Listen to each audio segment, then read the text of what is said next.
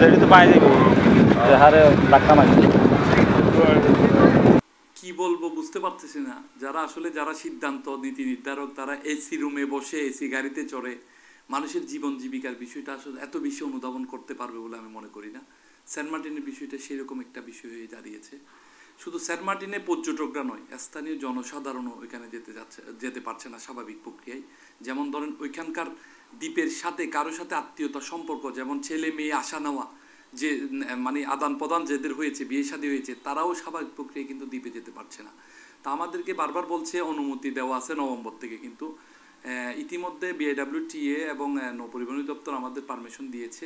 একটি আবেদন জেলা প্রশাসক মহোদয়ের কাছে আছে, কিন্তু জেলা প্রশাসক মহোদয়ের এখানে একটা বিষয়, একটা সফটওয়্যারের একটা বিষয় বলছে 2000, কারণ ট্যুরিজম বোর্ড এখনও সফটওয়্যার কোথায় কীভাবে নিয়ে যাবে এই সিদ্ধান্ত তারা উপনীত হতে পারে নাই। এই সিদ্ধান্ত এখনও ক্লিয়ার হয় নাই।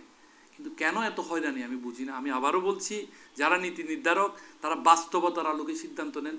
আপনারা এসি রুমে বসে এসি গাড়িতে চড়ে সেন্ট মার্টিন শিল্প নিয়ে যে, সেন্ট মার্টিনের পর্যটন নিয়ে যে ছিনিমিনি করছেন, এতে থেকে সরে আসুন।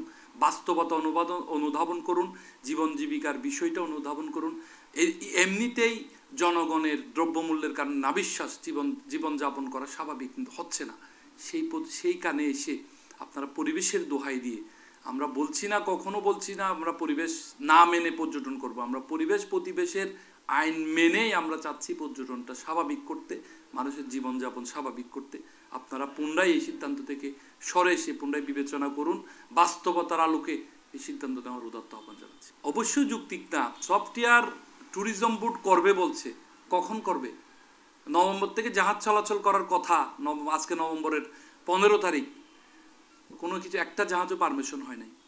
আমরা বিআইডব্লিউটিএ পরিবেশের মতামত নিয়ে 3টা জাহাজ পারমিশন দিয়েছে।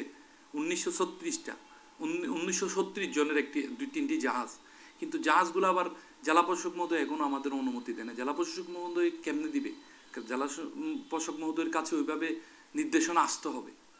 হয়তো উনি আমাদেরকে ক্লিয়ারলি বলছে না, কিন্তু নির্দেশনা আমি একটা শুনতেছি, ট্যুরিজম বোর্ড একটা 2000 জনের একটা সফটওয়্যার রেডি করবে। এটা আদৌ কতটুকু সম্ভব, কতটুকু এগিয়েছে আমরা আসলে মানে কি বলবো, দুদুল্য মানে অন্ধকারের মধ্যে আছি এই সিদ্ধান্তগুলো নিয়ে। কোথায় যাব, কার কাছে প্রতিকার পাবো বুঝতে পারছি না। এখনও অনিশ্চিত বলতে আমি এখনও আশাবাদী। আমরা যারা ট্যুরিজম সেক্টরে আছি তারা এখনও আশাবাদী। হাজার হাজার বিনিয়োগকারী কিন্তু এখানে এখনও আশায় বুক বেঁধে আছে। সরকার তার সিদ্ধান্ত থেকে সরে আসবে, বাস্তবতার আলোকে সিদ্ধান্ত নেবে। আমি আবারও বলছি, বিকল্প কর্মসংস্থান সৃষ্টি না করে এ ধরনের আত্মঘাতী সিদ্ধান্ত নেওয়াটা খুবই সংকটের মধ্যে ফেলবে এই পুরো পর্যটন শিল্পকে।